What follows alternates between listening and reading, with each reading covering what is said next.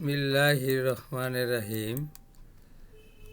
আজকে আমি ফ্রেশ অর্থ শব্দগুচ্ছ এর শেখার কৌশল সহ বেশ কয়েকটি শব্দগুচ্ছ থেকে আমি পাঠদান করতে চেষ্টা করব।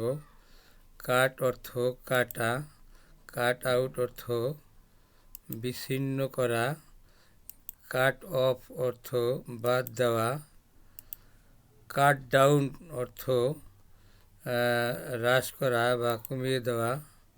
তারপরে রান অর্থ দৌড়ানো, রান আউট অর্থ শেষ হয়ে যাওয়া।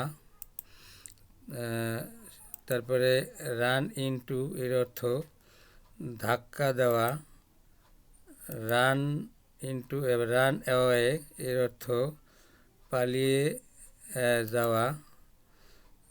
এরপরে ক্যারি অর্থ বহন করা, ক্যারি আউট অর্থ বাস্তবায়ন করা, ক্যারি অন অর্থ চালিয়ে যাওয়া,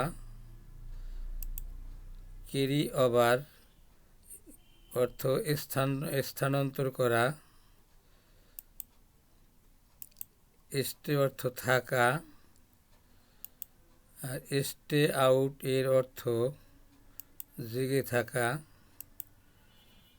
স্টে ওয়ান স্টে ওয়ানের অর্থ হলো বাহিরে থাকা।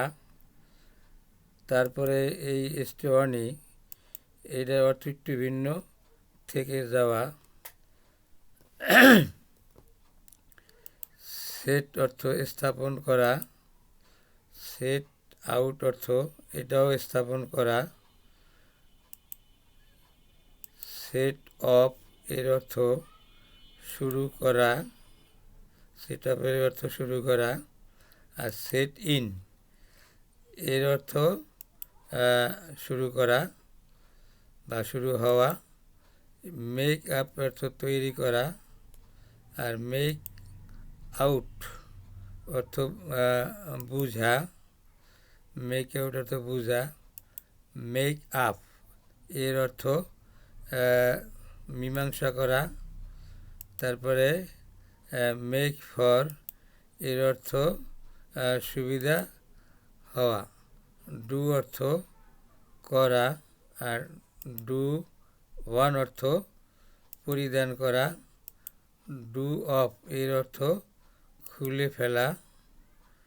তারপরে ডু উইথ এর অর্থ ব্যবহার করা, ডু উইথ এর অর্থ ব্যবহার করা। এরপরে ডু ইনটু এর অর্থ হলো অনুবাদ করা। এটাই ছিল আজকের শেষ ফ্রেজটি। আল্লাহ হাফেজ।